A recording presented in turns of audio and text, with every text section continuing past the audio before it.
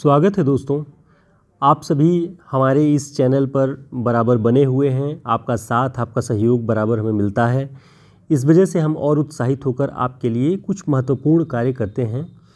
ये practice set आपके लिए काफ़ी उपयोगी होगा, सभी परीक्षाओं में उपयोगी है और प्रश्न बहुत महत्वपूर्ण हैं।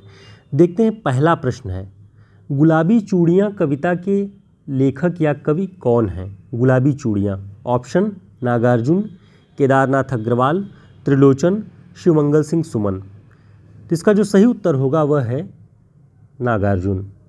गुलाबी चूड़ियाँ कविता के कवि नागार्जुन हैं। उन्होंने ये कविता लिखी है, बहुत अच्छी कविता है, आप पढ़िएगा। एक छोटी सी बच्ची की भावनाओं को केंद्र में रख करके उन्होंने लिखा है। दूसरी जो कविता का नाम है वो है सिंदूर तिलकित भाल। सिंदूर तिलकित भाल कविता के लेखक कौन हैं? ऑप्शन लक्ष्मी नारायण मिश्र, त्रिलोचन, नागार्जुन, निराला। तो इसका सही उत्तर क्या होगा? इसका सही उत्तर है नागार्जुन। सिंदूर तिलकित भाल भी नागार्जुन की कविता है।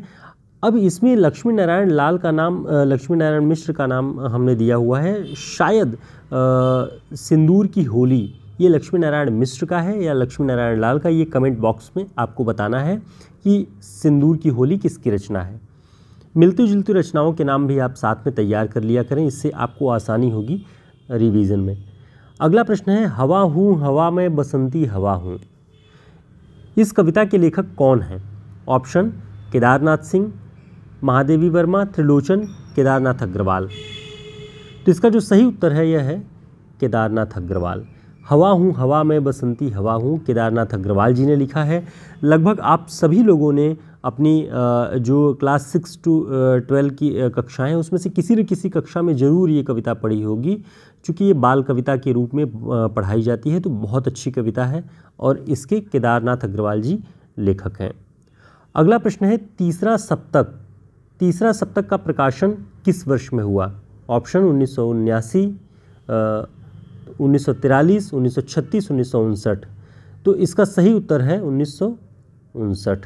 तीसरा सप्तक का प्रकाशन 1959 में हुआ। ये चौथे सप्तक के प्रकाशन का वर्ष है, इसे भी ध्यान रखिएगा, ठीक है। और तार सप्तक यानी पहला जो आया वो 1943 में।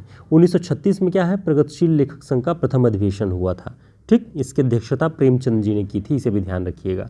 दोस्तों, इस तरह के नोट्स आपको वन लाइनर और प्रैक्टिस सेट, साथ ही महत्वपूर्ण रचनाकारों पर आपको प्रिंट रूप में मिल जाएंगे आप, और इसे आप PDF में भी प्राप्त कर सकते हैं हमारे इस व्हाट्सएप नंबर पे संपर्क करके। सभी परीक्षाओं में, चाहे वो वर्ग 2 की परीक्षा हो, चाहे स्कूल लेक्चरर की हो, असिस्टेंट प्रोफेसर की, सभी में बहुत यूज़फुल है।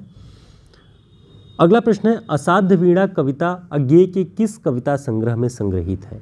असाध्य वीणा बहुत महत्वपूर्ण कविता है और ये किस संग्रह में है? अज्ञेय की ये आप सभी जानते हैं, लेकिन उनकी किस कविता संग्रह में है? ऑप्शन इतल्यम, हरी घास पर क्षण भर, आंगन के पार द्वार और कितनी नावों में कितनी बार।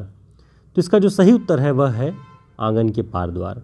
असाध्य वीणा कविता आंगन के पार द्वार कविता संग्रह में संग्रहित है, ठीक।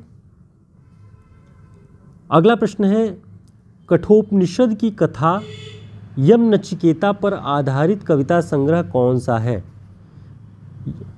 ऑप्शन चक्रव्यूह, आत्मजयी, संशय की एक रात, अपने सामने। तो इसका जो सही उत्तर है वह है आत्मजयी।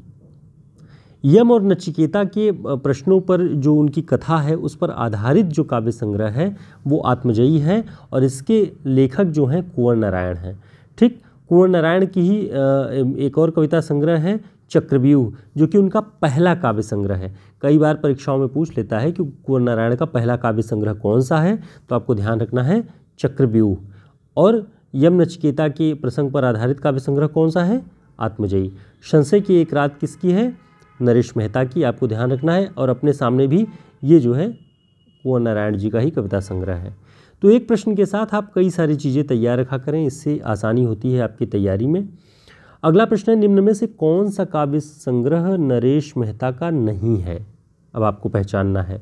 आपने तैयार किया होगा तो आप आसानी से पहचान जाएंगे। ऑप्शन है वन पाखी सुनो, दूसरा बोलने दो चीड़ को, तीसरा संशय की एक रात, चौथा प्रमथ्युगाथा। तो बताएं इनमें से कौन सा नरेश मेहता का काव्य संग्रह नहीं है? इसका सही उत्तर है प्रमथ्यु गाथा। प्रमथ्यु गाथा किसकी रचना है? धर्मवीर भारती की, इसे ध्यान रखिए। बाकी वन पाखी सुनो, बोलने दो चीड़ को, संशय की एक रात, ये तीनों जो है नरेश मेहता के काव्य संग्रह हैं, इसे ध्यान रखिएगा आप। दोस्तों उम्मीद है आपके लिए ये छोटे छोटे वीडियोज़ कम प्रश्नों के ज़रूर हैं, लेकिन इनके साथ हम आपको जो पॉइंट्स और बताते हैं वो सारे पॉइंट्स आपके लिए बहुत उपयोगी हों, और छोटी छोटी क्लासेस से आप छोटी छोटी चीज़ें उठाते चलें, तैयार करते रहें। और साथ ही बहुत सारे और लोग हैं जो लंबी क्लासेस पढ़ाते हैं, आप उन्हें भी ज़रूर सुने, देखें वो क्या पढ़ाते हैं, और हमारी इन छोटी छोटी क्लासेस को ज़रूर सुने, तैयारी करते रहें। फिर मिलते हैं एक नए वीडियो में, तब तक के लिए नमस्कार, शुभकामनाएँ।